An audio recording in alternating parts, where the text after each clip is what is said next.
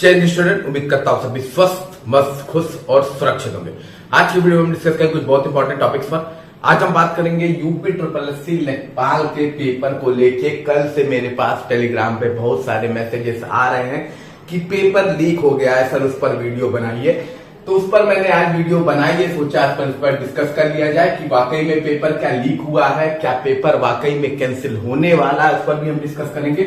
इसके अलावा JEE civil भर्ती को लेके एक नया ट्विस्ट आया। जैसा कि मैंने कहा था आपसे मार्च मंथ में ही कि ये भर्ती में आपको बहुत सारे ट्विस्ट देखने को मिलेंगे और सुप्रीम कोर्ट की तरफ से रिजल्ट पर स्टे लगाया गया है। क्या है वो मामला, उस पर भी बात करेंगे।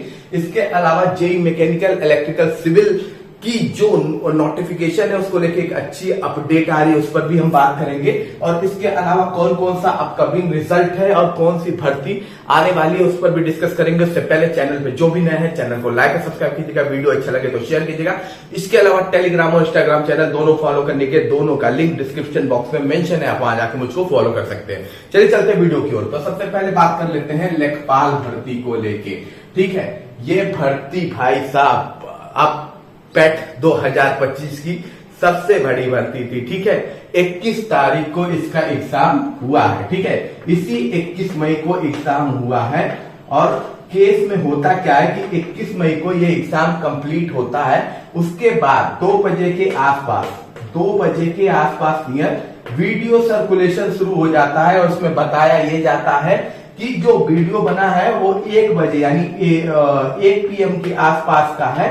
और इन बच्चों को 1 घंटा, एग्जाम खत्म होने के 1 घंटा बाद छोड़ा गया। यानी एग्जाम खत्म हुआ और एग्जाम खत्म होने के 1 घंटा तक सेंटर में बैठाया गया। और ऐसा नहीं है कि उस पर्टिकुलर सेंटर में सारे बच्चों को बैठाया गया है, कुछ एक क्लास की संख्या के हिसाब के बच्चों को बैठाया गया। ठीक है, नियर अबाउट एक क्लास में अगर 15 से 20 बच्चे होते हैं, उतने बच्चों को 1 घंटा तक रोका गया था।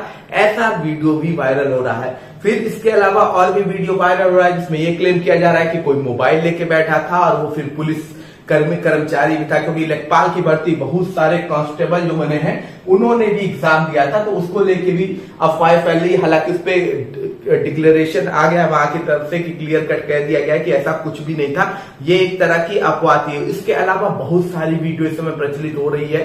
ठीक है, कई लोग का ये भी कहना है कि पेपर भी लीक हुआ है। ठीक है, देखिए आग लगी होगी तभी धुआं उठा होगा, ऐसे धुआं नहीं उठा होगा। ठीक है, कहीं ना कहीं थोड़ी सी चिंगारी तो होगी। ठीक है, बिना चिंगारी के धुआं नहीं उठता है, सीधी सादी बात है।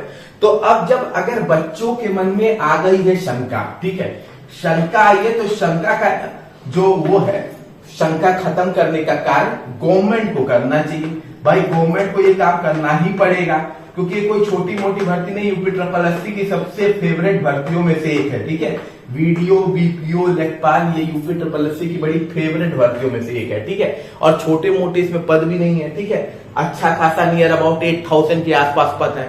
अब जब बच्चों को शंका है और बहुत सारी वीडियो लीक हुई है, तो गवर्नमेंट को जरूर इस भर्ती पर जांच बैठानी चाहिए। कम से कम जांच बैठा के ये तो क्लियर कराना ही चाहिए कि नहीं हुआ है तो हुआ है, नहीं हुआ है तो नहीं हुआ है। ये चीजें क्लियर होनी चाहिए और ईमानदारी से होनी चाहिए। इसमें लीपा पोती बिल्कुल भी नहीं होना चाहिए।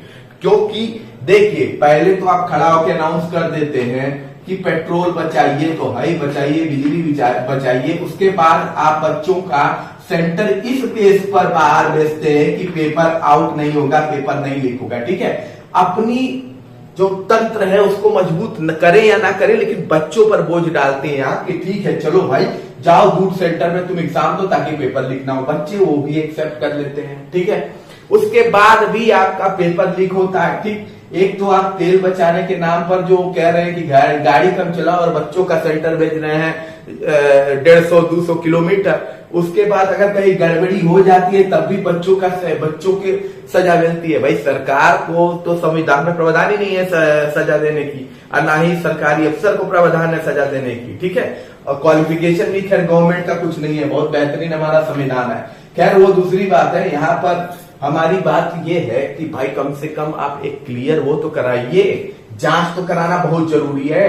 मैंने देखा है, मैं खुद भी बीजेपी को काफी सपोर्ट करता हूं, वोट दिए जाते उनको, नो डाउट है उनकी सिक्योरिटी को लेके कोई भी इशू नहीं है। लेकिन अगर एग्जाम की बात की जाए तो सबसे वर्स्ट गवर्नमेंट मैं कहूंगा एग्जाम में यही रही है। ठीक है, बहुत सारे पेपर लीक, अभी नीट का पेपर लीक, और अभी आप देख लीजिए बहुत सारे पेपर लीक, बहुत सारे पेपरों पे क्वेश्चन इसी गवर्नमेंट पे उठे हुए हैं। लेकिन अब इसको लेके अगर आपका विधानसभा पे क्वेश्चन पूछा जाता है तो आप लोग उठा के जवाब क्या देते कि प्रीवियस में एक कमेटी का सिलेक्शन हो रहा था, तो पिछली सरकार थी, आप लोग ने क्या किया, अरे जब उन लोग ने यही गड़बड़ी की इसीलिए तो उनको हटा के आपको लाया गया, तो आप भी वही फॉलो करेंगे।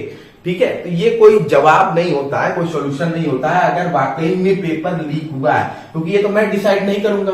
ठीक है, ये तो अब आप जांच हो गई, जांच पे ही डिसाइड होगा। तो अगर वाकई में पेपर लीक हुआ है या बच्चों में ये शंका है तो शंका को दूर करने का काम आपको करना चाहिए। ठीक है, और अगर ऐसा है तो सख्त एक्शन बच्चों की बजाय अधिकारियों पे लीजिए। ठीक है, बच्चों को दूर भेजने की बजाय अधिकारियों को लीजिए। गर्मी बहुत है, बच्चे उसमें बहुत परेशान हो रहे, तो उनको सजा देने से अच्छा है कि अपने अधिकारियों को सजा दी जाए तो काफी अच्छा होगा, या उन लोगों को सजा दी जाए जो उसमें मिले हुए हैं। ये नहीं जरूरी है कि अधिकारी मिले हो, जो भी उसमें मिला हुआ है उनको सजा मिलनी चाहिए। खैर, अब देखिए अभी पेपर लीक का मामला तो जांच के बाद ही पता चलेगा, जांच शुरू भी हो गई है। आई होप सो कि सब कुछ अच्छा हो। फिर भी अगर आपको ट्विटर कैंपेन ज्वाइन करनी है, ठीक, ट्विटर कैंपेन, तो देखिए लेखपाल को लेकर ट्विटर कैंपेन हो रही है। किस तारीख को हो रही है? 25 मई को आपकी ट्विटर कैंपेन है। ठीक है, 25 मई को ट्विटर कैंपेन है।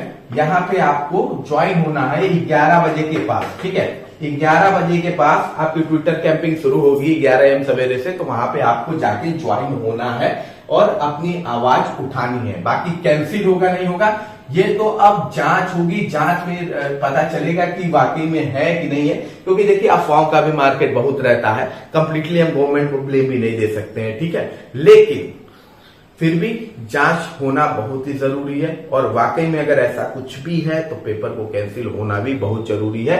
आप भी कमेंट बॉक्स में बताइएगा कि कौन कौन री एग्जाम चाहता है, री एग्जाम के सपोर्ट में कौन कौन है। ठीक है, इस पर आप भी कमेंट बॉक्स में जरूर कमेंट कीजिएगा। अब हम बात कर लेते हैं अगली इंपॉर्टेंट अपडेट की। तो अगली इंपॉर्टेंट अपडेट आपकी जेईई सिविल भर्ती को लेकर। ठीक है, ये भर्ती मैंने मार्च में भी आपसे कहा था कि ये भर्ती में आपको बहुत सारी अफवाहें मिलेंगी, बहुत सारी रुकावटें आएंगी और आपको परेशानी भी झेलनी पड़ेगी, और इस वजह से इसके रिजल्ट में भी काफी डिले होगा। ठीक है, अभी जो नॉन पेट वाले हैं उनका जो केस था ट्रांसफर हुआ था सुप्रीम कोर्ट में। सुप्रीम कोर्ट ने क्या कहा है कि भैया जेईई सिविल का फाइनल रिजल्ट आप नहीं निकाल सकते। जेईई सिविल का कौन सा रिजल्ट नहीं निकाल सकते?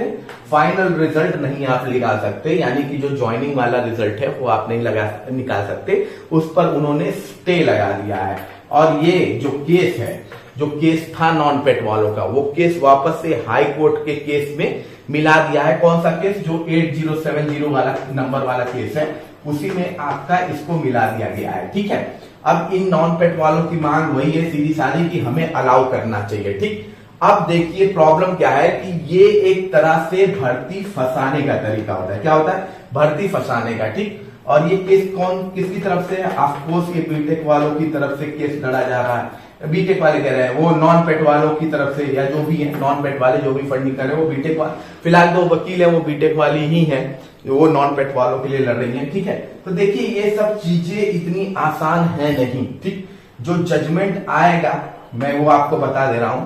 ठीक है, मैक्सिमम चांसेस है जो जजमेंट आएगा उसमें ये अलाउड नहीं होंगे। ठीक है, अलाउड नहीं किए जाएंगे, नॉन पेट वाले अलाउड नहीं किए जाएंगे। और ऐसा कहने का मेरा कोई ऐसे नहीं है कि मैं ऐसे ही बोल रहा हूं, ये चीज लेखपाल में हो चुकी है। ठीक है, लेखपाल जो पुरानी भर्ती थी उसमें भी सेम था कि नॉन पेट वालों को भी मौका दिया जाए, और ऐसे में कोर्ट ने जो जजमेंट दिया था उसमें कहा था कि पेट एग्जाम जिन्होंने दिया है वही देंगे। अरे भाई, पेट देने वाले मूर्ख तो है नहीं कि इतना दूर दूर सेंटर पे जाके अपना एग्जाम दिए। ठीक है, आप गए कोर्ट में और अपना भाई हमारा मौका मिल जाए, ऐसा नहीं होता है। तो सीधी साधी बात है कि लेखपाल में भी अलाउड नहीं किया था, वो चीज यहाँ पे भी अलाउड नहीं होगी। लेकिन अब चूंकि स्टे लगने से होगा क्या, आपका जो रिजल्ट का कार्य है वो रुक जाएगा। आयोग डीवी का भी रिजल्ट नहीं निकालेगा, नो डाउट है स्टे फाइनल रिजल्ट पे है, लेकिन आयोग डीवी का भी रिजल्ट नहीं निकालेगा। उसका रीजन ये कि मान लीजिए कहीं कोर्ट ने ये कर, आयोग का मानना ये होगा कि भाई कोर्ट ने कहीं इसमें कह दिया कि नहीं इतने बच्चों को शामिल कीजिए, तो आप फिर से रिजल्ट निकालना पड़ेगा। तो इससे अच्छा है कि होल्ड ही कर दो टोटली रिजल्ट को। ठीक है, तो इससे आपकी भर्ती स्लो हो जाएगी और कुछ नहीं होगा। अब इसका केस की टाइमिंग इतनी अच्छी है कि अगले महीने जून के आसपास आपका कोर्ट की छुट्टी भी हो जाएगी। ठीक है, गर्मी की जो छुट्टी होती है कोर्ट की, वो भी आपकी हो जाएगी, तो फिर उसमें भी चला जाएगा। अब कोर्ट जुलाई में खुलेगा, तो अगर केस इधर स्टार्टिंग में फाइनल नहीं होता है तो फिर आप जुलाई में इंतजार कीजिए। तो टाइमिंग भी इतनी अच्छी है, इस भर्ती को डिले कराने की इतनी बेहतरीन टाइमिंग रखी गई है कि क्या बताया जाए। ओवरऑल चांसेस यही हैं, लास्ट में यही होगा कि नॉन पेट वालों को अलाउड नहीं किया जाएगा, क्योंकि एक बार अगर जेई में अलाउड किया गया तो हर एक भर्ती में अलाउड करना पड़ेगा। पुरानी भर्तियों में जहां पे इन्होंने अलाउड नहीं किया वहां पे भी हल्ला शुरू हो जाएगा, नई भर्तियों में भी हल्ला शुरू हो जाएगा। तो इसका सबसे बेहतरीन सोल्यूशन यही है कि अलाउड ही मत करो, और यही आपको देखने को मिलने वाला है, नो डाउट है। लेकिन केस से भर्ती में डिले होगा, टॉर्चर किया जा रहा है एक तरह से, आपको सीधी सादी बात समझिए।